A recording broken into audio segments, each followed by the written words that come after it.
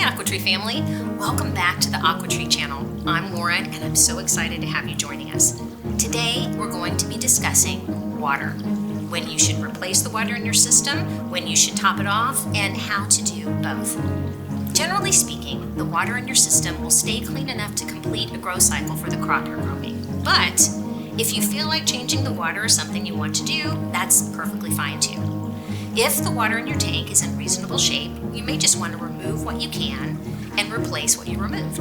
Otherwise, you'll want to fully drain the tank. The Aquatree can be a little heavy when it has a full tank of water, so let's start by emptying as much water as we can. If your system is on a kitchen counter or near a sink, this will be especially easy. Unplug your system and wait for the water to settle. There's a 3-foot clear drain hose that was included in your box. Remove the extension from your system and insert the hose into the top of the spout like this.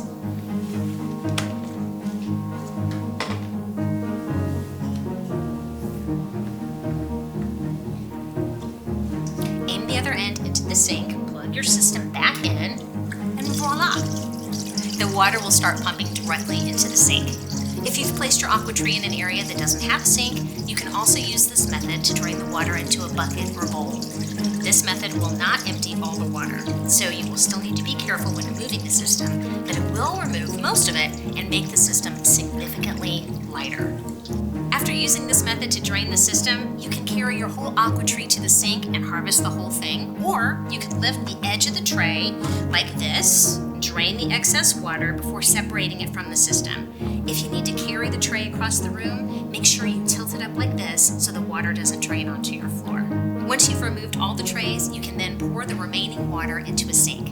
While the Aquatree is empty, place it back in the area where you will be growing, add fresh water back in, as well as any nutrients for your crops that they may need, reassemble the trays, plug the system back in, and you're all set. Repeat this process anytime you feel like you want to have fresh water in your system. Thanks again for joining us. If this is your first time with us, make sure to hit that subscribe button and turn on notifications to join our awesome community. And if you don't find what you're looking for in this video, we welcome you to explore our other amazing videos.